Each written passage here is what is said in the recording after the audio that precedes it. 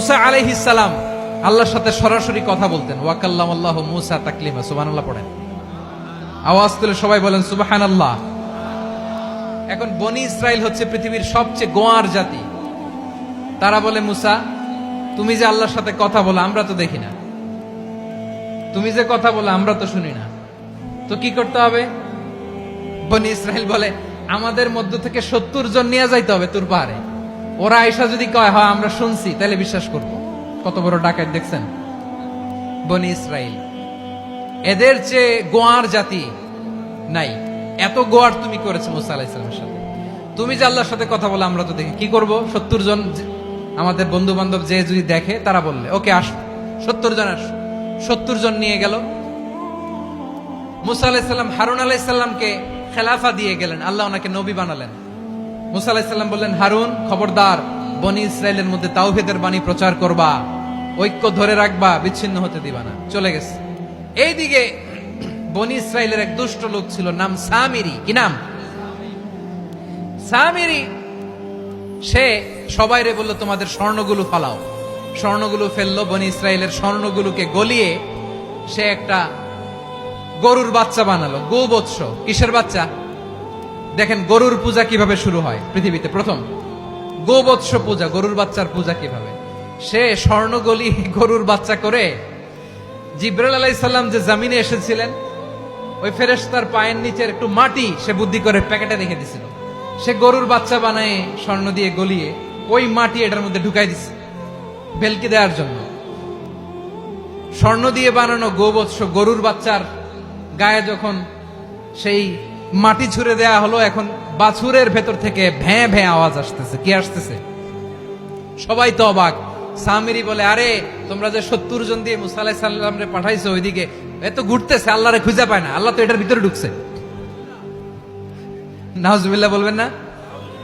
তোমরা যে 70 জন দিয়ে পাঠাইলা, 70 জন নিয়ে মুসা আলাইহিস সালাম খালি ঘুরতেছে, আল্লাহরে পায় না।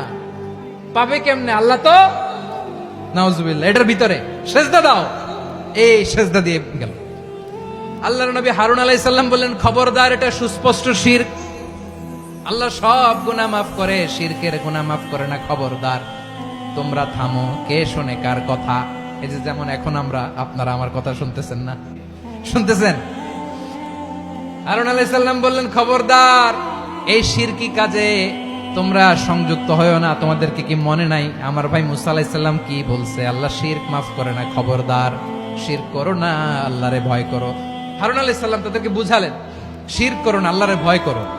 শুধু এতটুকুই তিনি বুঝালেন, দাওয়াতি কাজ পালন করলেন, কিন্তু প্রতিরোধ করেন নাই, সশস্ত্র সংগ্রামে লিপ্ত হন নাই, বাধা দেন নাই। কারণ গৃহযুদ্ধ বেঁধে যেতে পারে। উনি ভাবলেন, আমি যদি আমার বাহিনী নিয়ে দাওয়াত দেওয়ার সাথে সাথে প্রতিরোধ করি, আক্রমণ করি, ওরাও আমারে আক্রমণ করবে, ব্লাডশিড হবে, রক্তপাত।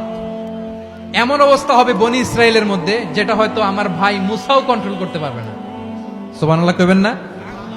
এক একজন নবীকে আল্লাহ তাআলা কি ইন্টেলেক্ট দিয়ে পাঠিয়েছেন। তিনি ভাবলেন, আমি দাওয়াতি কাজটাই করি, এটা যে হারাম এটা থেকে শুধু বারণ করি, কিন্তু প্রতিরোধ না করি। আমি যদি ঐক্য ধরে রাখতে পারি, বাকিটা আমার ভাই সামলে নেবে। সুবহানাল্লাহ। হারুন আলাইহিস সালাম প্রতিরোধ করলেন না। বনি ইসরাইলের মধ্যে গৃহযুদ্ধ বেঁধে যাওয়ার আশঙ্কায় প্রতিরোধ করলেন না, আক্রমণ করলেন না, শুধু দাওয়াত দিলেন। ইন দা মিন টাইম মুসা আলাইহিস সালাম আল্লাহর সাথে কথা বলে যখন ফিরে আসলেন, দেখলেন বনি ইসরাইলের অধিকাংশ লোক মুশরিক হয়ে গেছে। মুশরিক হয়ে গেছে। মুসা আলাইহিস সালাম রেগে গেলেন। রেগে প্রথমে বনি ইসরাইলদেরকে অ্যাটাক না করে ভাইয়ের দাড়ি ধরলেন। হারুন আলাইহিস সালামের দাড়ি আর চুল। মেজাজি নবী ছিলেন। হারুন, তুমি কি করলা? তোমারে কি দায়িত্ব দিয়ে গেলাম? তুমি কি করলা? তুমি থাকতে বনি ইসরাইল কেমন করে শিরকের কাজে নিমজ্জিত হয়ে যায়? সাইয়েদনা হারুন আলাইহিস সালাম বললেন, ইন্নী, কোরআন সাক্ষী, কোরআন থেকে কোট করছি, ইন্নী খাশিতু আন তাকুলা ফাররাকতা বাইনা বনি ইসরাঈলা ওয়া লাম তারকুব কওলি। ও আমার ভাই, আমার দাড়ি ধরবেন না, আমার মারবেন না। আমি ভয় করেছি, আমি ভয় পেয়েছি, না জানি আপনি বলেন তুমি কেন খাশিতু আন তাকুলা ফাররাকতা বাইনা বনি ইসরাঈল, আপনি এসে আমারে যদি বলেন তুমি কেন ঐক্য ধরে রাখলে না, কেন মারামারি হলো, কেন রক্তপাত হলো? তোমার কি এই দায়িত্ব আমি দিয়েছিলাম? আমার কথার দিকে কি তুমি ভ্রুক্ষেপ করো নাই? আমি যে বলছি তাওহীদের বাণী প্রচার করবা আর ঐক্য ধরে রাখবা, আমার কথা কি শোনো নাই? আপনি আমারে ধমকাবেন, এই জন্য আমি প্রতিরোধ করি নাই, আক্রমণ করি নাই, গৃহযুদ্ধ আটকানোর জন্য, কিন্তু আমি দাওয়াত দিয়েছি। সুবহানাল্লাহ পড়েন। ঐক্য ধরে রেখেছেন। মুসা আলাইহিস সালাম মুহূর্তেই সামিরীকে আক্রমণ করলেন, অ্যাটাক করলেন, শাস্তি দিলেন। মুহূর্তেই ওই গোবৎস গরুর বাছুরকে ভেঙে চুড়ে মেসাকার করে সাগরের মধ্যে ভাসিয়ে দিলেন। পুরো বনি ইসরায়েলকে আবার তাওহীদের উপর প্রতিষ্ঠিত করলেন। পড়েন সুবহানাল্লাহ। এই ঘটনা থেকে শিক্ষা কি? শিক্ষা হচ্ছে আপনি শিরকের আড্ডাখানা দেখলেও বৃহৎ স্বার্থে তাওহীদের দাওয়াত দিবেন, প্রয়োজনে আপনি ঐক্য নষ্ট করবেন না। সুবহানাল্লাহ পড়বেন না?